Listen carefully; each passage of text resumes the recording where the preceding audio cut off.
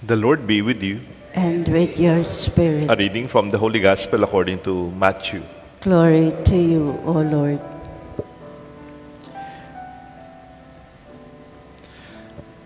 Jesus told his disciples this parable. The kingdom of heaven is like a landowner who went out at dawn to hire laborers for his vineyard. After agreeing with them on the usual daily wage, he sent them into his vineyard. Going out again about 9 o'clock, he saw others standing idle in the marketplace. Said to them, "You too, go into my vineyard, and I will give you what is just." So they went off, and he went again around noon and around 3 o'clock, and did likewise. Going out about 5 o'clock, he found others standing around and said to them, "Why do you stand here idle all day?" They answered, "Because no one has hired us." So he said to them, "You too, go into my vineyard." When in the evening the owner of the vineyard said to his foreman, "Summon the laborers and give them their pay, beginning with the last and ending with the first." When those who had started about 5 o'clock came, each received the usual daily wage. So when the first came, they thought they would receive more, but each of them also got the usual wage. On receiving it, they grumbled against the landowner, saying, "These last ones work only 1 hour, and you have made them equal to us, who bore the day's burden and the heat." He said to one of them in reply, "My friend, I am not cheating you. Did you not agree with me for the usual daily wage? Take what is yours and go. For what if I wish to give this last one the same as you? Or am I not free to do what I wish with my own money? Are you envious because I am generous? Thus, the last will be first, and the first will be last." The Gospel of the Lord. Praise to you, Lord Jesus Christ. In the name of the Father, the Son, the Holy Spirit. Amen. No one hired us. Meron pong restaurant sa Tokyo, Japan.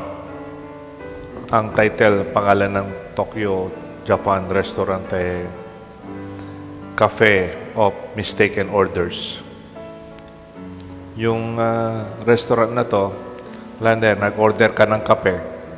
Huwag mong asahan yung details ng kape mo kamukha na sinabi mong with sugar, with Splenda, with a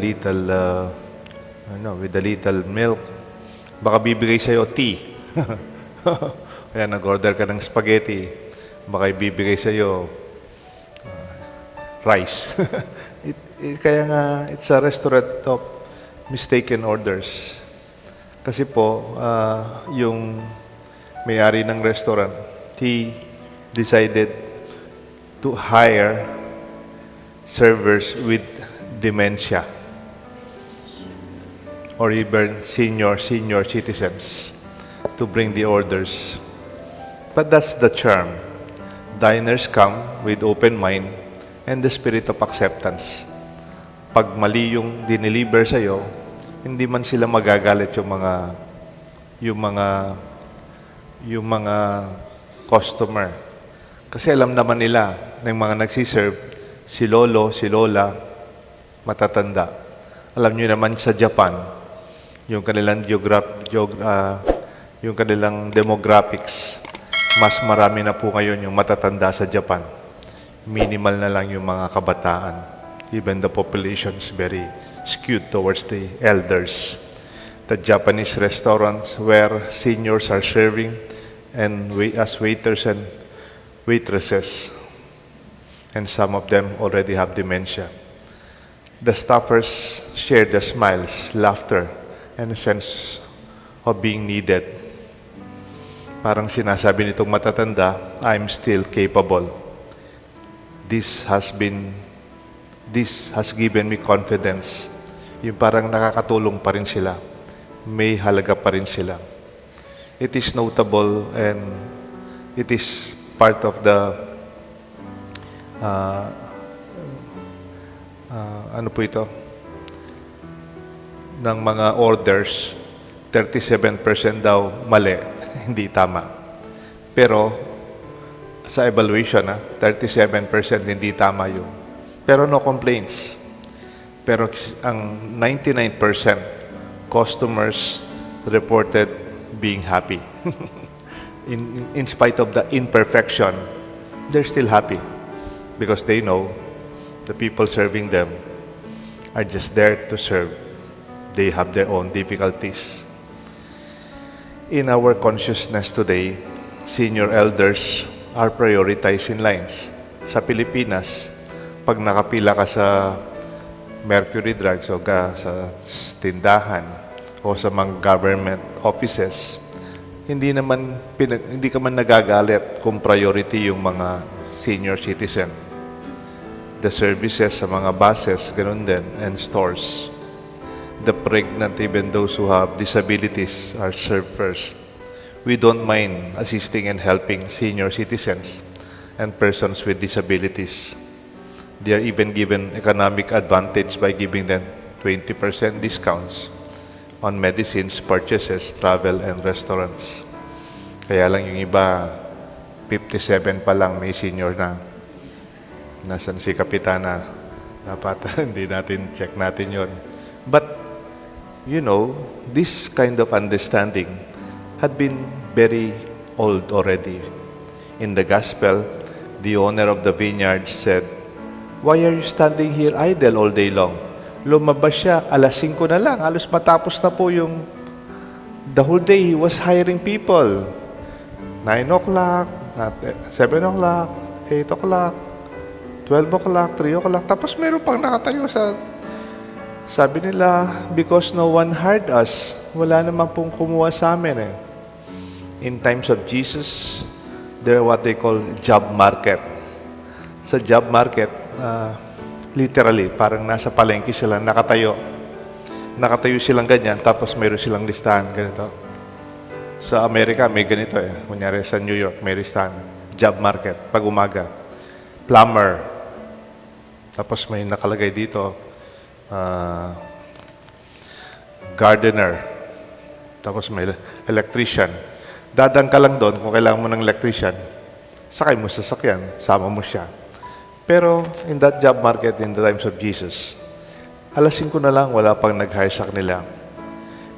Because they are not priority in hiring. Today, we prioritize the hireable.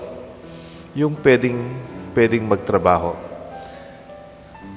But the weak, the unable, and the non-capable, naiiwan yan. We prioritize the best today, siyempre. When you hire people, sinuswelduhan mo na rin lang yung intelligent, yung mataas yung grade sa pag-aaral. Titignan mo yung performance niya sa school. Those who are from exclusive schools, siguro, or strong capability. Meron pang recommendations. The least who are not prioritized in hiring are those who are less capable, the weak, the sick, disabled, even the less skilled. 2,000 years ago, more than 2,000 years ago, Jesus was aware of allowing the last will be first, and the first chose to be last, to allow those who are least and the weak to be prioritized. Just like what we do today in our society, the poor and those who are left behind. We allow the weak and the disadvantaged to live life closer, to live a life with a playing field, a level playing field. Parang pare-pareho ang tingin natin sa kanila. Allow them to earn their living and have a decent livelihood with dignity, not allowing more farther to go to the lower ends of begging. Give them the opportunity and the chance to work according to their capacity instead of the humane process of downgrading them into becoming beggars. Kasi pag di natin tinulungan to, they will just beg. Meron po pagkakaiba yung the poor and the enterprising poor. In the social action, nung nasa sakop po ako and development work, we have this language of distinguishing the poor as poor and the enterprising poor. Ano po ito? Ano po yung poor and enterprising poor? The poor who are poor, they really need social welfare. They need ayuda. They need assistance. Yun talagang mahirap. Yung may sakit, nakahiga na, o talagang hindi kaya. They really need help. Pero meron naman pong tinatawag na enterprising poor. Ano po yung enterprising poor? Those who are working to help themselves. Mahirap sila, pero tinutulungan nilang sarili nila. Enterprising poor are those who have initiative that calls for support, empowerment, and partnership so that they can eventually rise out from their own poverty. Ito yung mga mahirap na hindi talaga mahirap na mahirap kasi they are trying to work hard. Yung mga basurero, yung mga nagta-tricycle o three-wheeler, yung mga nagtitinda ng asin, yung mga nagtitinda sa palengking mga bata, nagtitinda ng plastic. They are enterprising poor. Sa sakop, we try to fund them. We are supporting them. Binibigyan ho namin sila ng loan. kahit hindi sila makapagbayad, okay lang, pero we allow them to rise up. Again, the gospel, the generous vineyard owner was sensitive to the needs of the disadvantaged. They are working and struggling poor. Mahirap sila pero nagtatrabaho. Hindi po kamukha ng mga nakakita na po kayo nagpapalimos dito pag Sunday? Yung nagpapalimos lang, those are poor. Pero yung enterprising poor, nagtitinda. May ginagawa. They are helping themselves. May kukwento po ako sa inyo na karanasan ko sa Clark. Sino po yung nagpunta sa inyo sa Clark? Nagsimba? St. Joseph Chapel. Chapel 2. Sino po yung nagsimba sa inyo? Nakipagkasal, nagbinyag. Sunday, Saturday. Marami po doon, may mga aita, nagtitinda. Pagkatapos ng misa, lapitan ako po, kamuti po, kamuti, saging po, puso saging. Potang ating pakanitang Amerikano sisimba ka rin. Heart of the banana, puso saging po. Heart of the banana. Nakakit sila po, magtindala. Atin po magtindang mais. Keti naman, mipag-mais lang, mipag-mais. Kaya man, totoo yung bipagkwento. Mais po. Magtindala po. Nangkaypin, maili po mga nakangkasal ka rin, maka-Amerikana ka. Di pa ka maka-Amerikana ka. O kaya maka-long dress ka. Ninang ka. Di pa ka kay Mercedes-Benz. Kamuti po. Sabi ko, masaling kamuti rin ako. But they do it anyway. Kaya pinanaw pa po kakulit. Talagang tukyanda ka. At yung pa medyo mapakalunos ng bagya. Most of them are old people. At mo naman, dakal anak. Aita selling fruits and vegetables at St. Joseph Chapel 2. Before, during, and the Mass. After the Mass, even after weddings and baptism, they sell and do different marketing styles and sales strategies to sell their products. Most of them are kids and elder women. I once announced, minsan po may ganang kay misa ko, simbambing yata ito, kadakal din tao. I announced and reminded churchgoers, remember, these aitas are selling, magtindala. They are working, they are enterprising. Yes, they are poor, but they are enterprising. Please do not give money to them. They are not asking for money. Eyo po din pera. Naman nangyat pera magtindala. They are asking you to buy. So, if you don't want to buy, that's part of the process of selling. Talagang mga niyo po, magtinda kayo, naman mo sasalingan din hanggang lalapitan mo. Balo niyo po ito. Plus, please don't give them money because you don't want to buy. Even with your bleeding heart and your compassion, you are actually turning them into beggars. Po pareho ito, di ba? They are enterprising poor, magobralo, but they are not beggars. Dengaliwa kasi uli kay labi sa saling saging. Saging kasi kaya 80 pesos siya. Kaya 100 pesos yung metong piling. Then nandan niyang 20 pesos. O kaya magtinda lang sa kamuti, metong nasupot na maragol, metong kilo, magkano yan. Then niya nga 10 pesos. Ang jamburi mo sa panuling kalulula, ay, din ako na lang pera. You're not helping them. Gagawan mong magpalimos. Naman magpalimos. Magnegosyo na. That's a big difference. No one hired us, ganapin.